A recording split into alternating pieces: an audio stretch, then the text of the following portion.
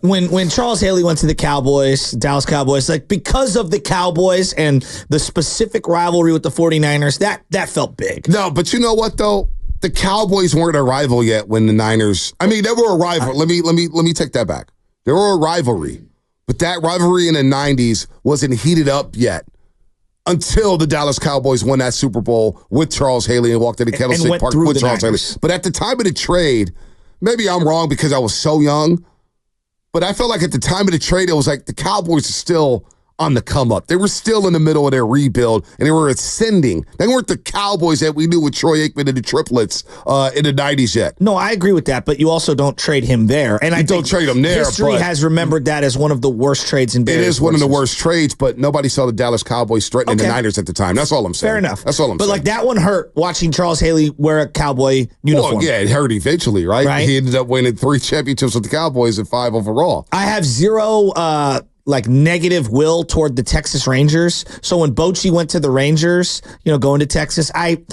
Will Clark too. Will Clark. Right? Yeah, like whatever. Not that big of a deal. Matt Williams going to Cleveland. He didn't really care. Now the Mavs, I'll be real. I've never liked the Mavs. Not that I hate them on the level of the Lakers, but going back, they took Don Nelson, even though he kind of left the Warriors multiple times. And we had that We Believe run where I just couldn't stand Mark Cuban for a long time, even though now I kind of like him. And Dirk Nowitzki and Josh Howard and that entire team. I didn't have this. I had a pent up I didn't like him, but we weren't ever good enough to have a rival.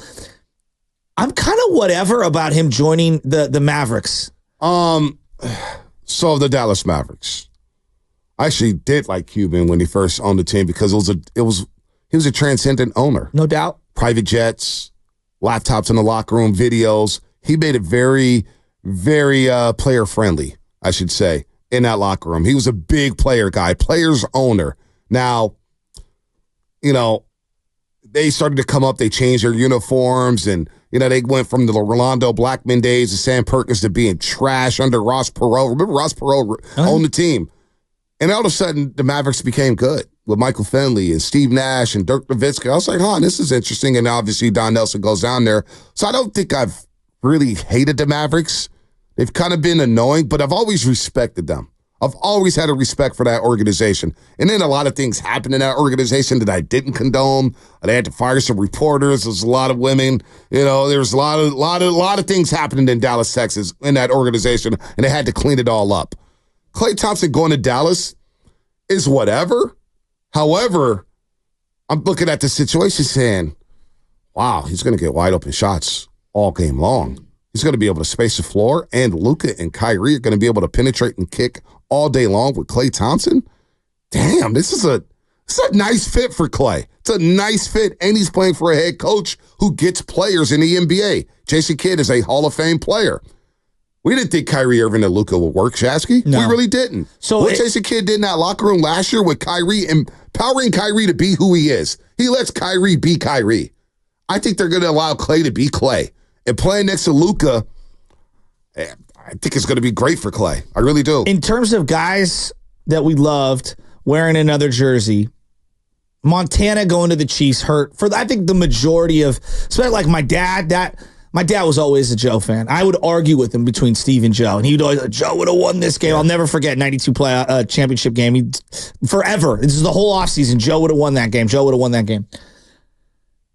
wearing a Chiefs uniform for that age of people who went through the Joe 15 years, that hurt, I think, more than anything. They rooted hard for him. I don't think bum to the Diamondbacks felt the same, though I know it hurt a lot of younger Giants fans. Like who was the Diamondbacks? Where else do you put? Because I listen to Mark Grandy, and clearly Mark is a lot younger than me, and I could tell by how he is hurt that Klay is no longer here. He thinks they all should have gone out on his own. It's almost like he found out Santa Claus isn't real. I feel bad for the young man. I'm hurt too, man. I love Klay. I'm hurting right now. It's just strange. It's strange. But haven't you seen this coming? No, I've seen it coming. I've seen it coming. Once we got to the All-Star break, I was like, damn, we might be seeing the last Klay. And I remember the last game of the regular season when they played against the Utah Jazz. I whispered to somebody, this might be Klay's last game inside a Chase Center. And they're like, Vontae, shut up. There's going to be playoffs and whatnot. And there were no playoffs. And it was Klay's last game inside a Chase Center. It was his last game inside a Chase Center. 888-957-957. Gerald, I want to get the fans to hear their reactions to Klay Thompson. Listen to a lot of 95.7 the game yesterday with Dumas Dibbs and, of course, Grandy and, of course, Steiny and Goo, who broke the news when it happened during their show. So a lot of Klay memories here. We could do all that. But in terms of guys, like I'm hurting. So the one that hurt, I think, the most for me, even though I knew he was done, like in my head, I knew he was done. But in my estimation, and because baseball's different, you could sign anyone you want. I thought it was criminal that Tim Lincecum went down to the Anaheim Angels and pitched for them, even though I knew he was finished. Yeah, it hurt me. The Angels. He's one of my favorite players of all time. Yeah, it hurt. It hurt. It hurt me unlike any other. He was washed. He was so. I know he was washed. It was so bad. It was so bad. I would be shocked if he made 10 starts for the Angels. No, it was bad. He had a start in Houston. I'll never forget. And I was like, he's throwing the fastball. It's 86 miles per hour. I mean, he had lost all his power. He had the hip surgery and he never recovered. And he just wasted every single bullet. But like that one hurt. When Jerry was with the Raiders, I was rooting for Jerry, and it didn't. It's not that it hurt. It sucked seeing him with the Raiders. But when he went to like Seattle and Denver, I was like, what are we doing, Jerry? Yeah, it was just. It was like, come on, Jerry. He was just trying. Did it hurt when you saw Frank Gore in another uniform? It went to the Colts, and it was like, damn, Frank's not in the. It was just weird. It was very weird. More so weird. But that's the way I feel. It was weird. That's funny because like I think that's how I'm gonna feel when Klay goes to the Mavericks. Like, yes, it was time to move off Frank Gore, but I loved him forever. It was so weird seeing him in a Buffalo jersey and a Colts jersey. I'm not going to lie. It hurt seeing T.O. go to the Eagles because he had instant success. It was an 80-yard pass in preseason. Instant success. And he started doing the Eagle thing, and I was like, we gave that up. And we sucked. We gave that up, and we sucked. So I think that was part of it. That baked into it, and him having instant success and being a national star, it was like, that's our guy. I know. And now people recognize him as the greatest receiver in the game right now. Now they do. T.O. hurt. Terrell Owens hurt very, very much. Deion Sanders going from the Niners to Cowboys. That one stings to this day because he was with the San Francisco Giants at the time, and we thought, boy, Giants, Niners, he's going to play in his own city. And he signed with the Cowboys. I remember him playing center field at Candlestick Park, and people started booing him. And I was like, you really went to the Cowboys, Deion? But he also swung the pendulum of power from the Niners to the Cowboys. So it not only, like he was still in the height of his powers. Yep. Baron Davis going to the Clippers. That one hurt. It hurt, but I never took the Clippers seriously. No, I didn't either, but I was pissed off at Baron because at that point, he was my favorite Warrior. I just outside of Mully. Well, also just at the time with Baron Davis, like to your point, Shasky, he was like a rising star for the Warriors. He made the Warriors feel cool and relevant, especially after that 2007 playoff run. And then the way he just bolted like that, it was just like I was mad at Kate Hudson a lot. I was so mad at Baron Davis, I took it out on Kate Hudson. Yeah. See, I don't know. I honestly, at the time, they were dating. That was the rumor. At the time, I thought the investment into Baron Davis wasn't going to work out, and it didn't because I felt like his body was breaking down. Well, he was heavy at the time. Yeah, I was hurt. Like, damn, that's the end of the We Believe era. It's gonna end with a thud, right? You win 48 games and don't make the playoffs. However, I wasn't as upset because one, he went to the Clippers, which I was like, oh, you're gonna go to the Clippers, not the Lakers. Yeah, you went to the wrong LA team. Number one, and number two, I just felt like his body was breaking down. So investing in the Baron Davis in the shape that he was in. Remember how many the We Believe team when he dunked on Karolinko?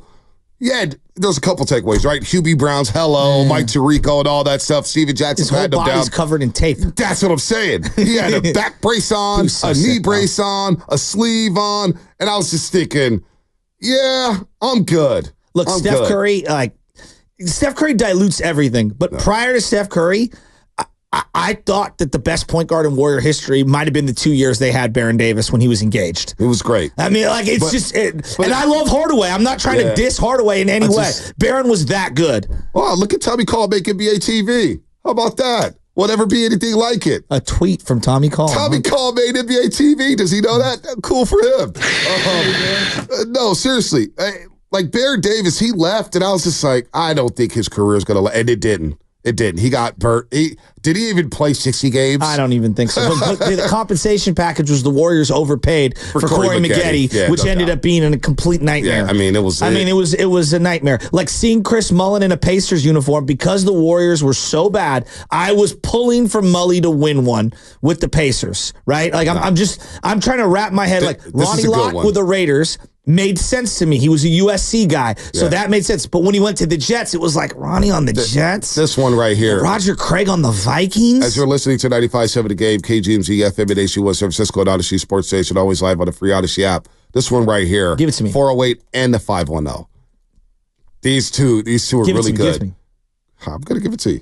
Chris Webber getting traded by the Golden State Warriors. Which time? It always hurt. It always hurts seeing him in the Bullets jersey, and then it hurts seeing him thrive with the Sacramento Kings. I know that hurt a lot. Really bad. That hurt a lot. Really bad. I agree. To the point where I was rooting for Sacramento. I didn't become a Kings fan, but I was rooting for Sacramento. That's for sure, because Webber was one of my favorite players ever. And then Jason Richardson, him getting traded on draft night. One of the worst trades ever. And going to the Charlotte Bobcats. That stung. That stung tremendously. So this one stings with Klay Thompson.